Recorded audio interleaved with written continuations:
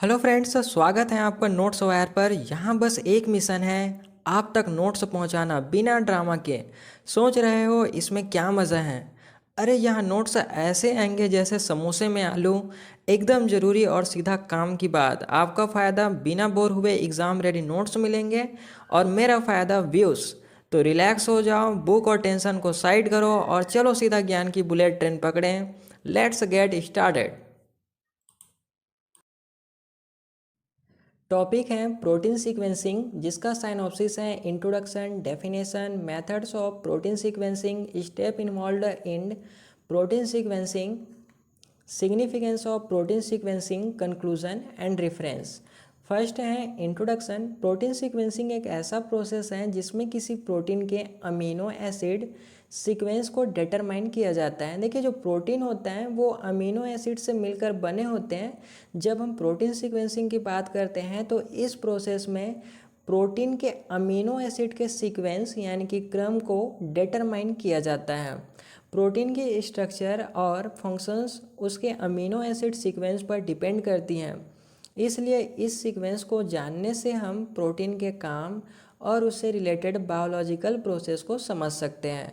Protein sequencing biological research, drug design और disease diagnosis में काफ़ी इम्पोर्टेंट होती हैं। नेक्स्ट है डेफिनेशन। प्रोटीन सीक्वेंसिंग वह प्रक्रिया होती है जिसमें एक प्रोटीन के अमीनो एसिड के क्रम यानी सीक्वेंस को निर्धारित या डिटरमाइन किया जाता है, जो उसकी स्ट्रक्चर और फंक्शंस को समझने के लिए महत्वपूर्ण हैं। नेक्स्ट है methods of protein sequencing. Protein sequencing के दो इम्पॉर्टेंट मेथड होते हैं। इसके अलावा भी बहुत सारे मेथड होते हैं, जिसमें से पहला इम्पॉर्टेंट मेथड है एडमेंट डिग्रेशन। एडमेंट डिग्रेशन एक क्लासिकल मेथड होता है जो प्रोटीन के अमीनो टर्मिनल अमीनो एसिड को सीक्वेंसली रिमूव करता है और उसे आइडेंटिफाई करता है।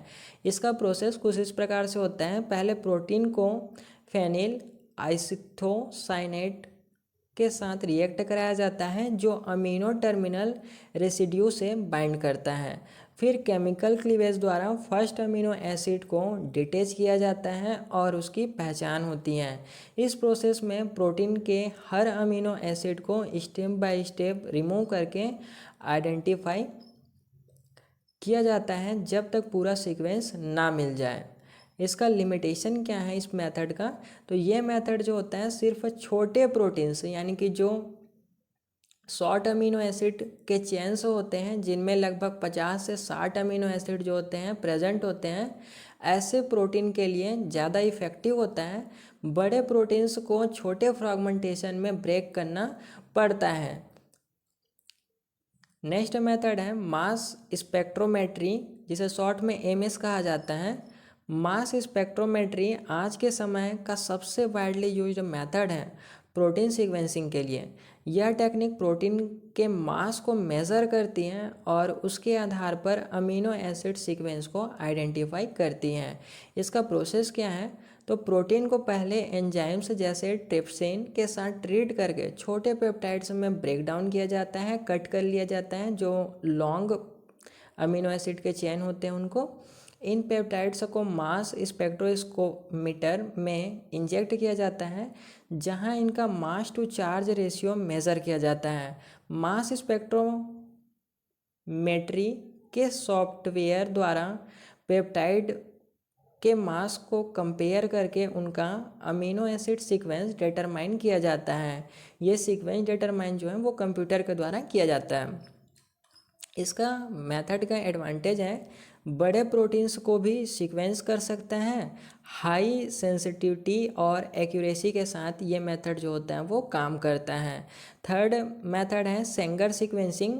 प्रोटीन सीक्वेंसिंग के लिए कभी कभी डीएनए सीक्वेंसिंग का उपयोग होता है, क्योंकि डीएनए में प्रोटीन के अमीनो एसिड सीक्वेंस का कोड होता है। सेंगर सीक्वेंसिंग के ज़रिए डीएनए का सीक्वेंस निकालकर हम प्रोटीन के सीक्वेंस को इनडायरेक्टली आइडेंटिफाई कर सकते हैं। फोर्थ है step involve in protein sequencing, यानी कि प्रोटीन सीक्वेंसिंग में कौन कौन से स्टेप जो होते हैं वो इन्वॉल्व होते हैं। पहला स्टेप होता है प्रोटीन आइसोलेशन, यानी कि जो प्रोटीन होते हैं उसको अलग करना। पहले प्रोटीन को सैंपल से आइसोलेट किया जाता है। यह स्टेप महत्वपूर्ण है क्योंकि सीक्वेंसिंग के लिए प्योर प्रोटीन की ज़रूरत होती है। प्रोटीन को आइसोलेट करने के लिए क्रोमेटोग्राफी टेक्निक या मेथड का उपयोग किया जाता है। सेकंड स्टेप में होता है फ्रैगमेंटेशन, यानी कि कट करने का प्रोसेस होता है। इसमें अमीनो एसिड के चेन को कट किया जाता है। बड़े प्रोटीन के सीक्वेंसिंग के लिए पहले छोटे फ्रैगमेंटेशन में ब्रेक किया जाता है। इसके लिए ट्रिप्सिन जैसे एंजाइम का उपयोग होता है जो स्पेसिफिक अमीनो एसिड के बाद प्रोटीन को कट करते हैं। थर्ड स्टेप होता है पेप्टाइड सीक्वेंसिंग। आइसोलेटेड और फ्रैगमेंटेड पेप्टाइड्स को या तो एडमेंट डिक्रीशन या मास स्पेक्ट्रोमेट्री से सीक्वेंस किया जाता है।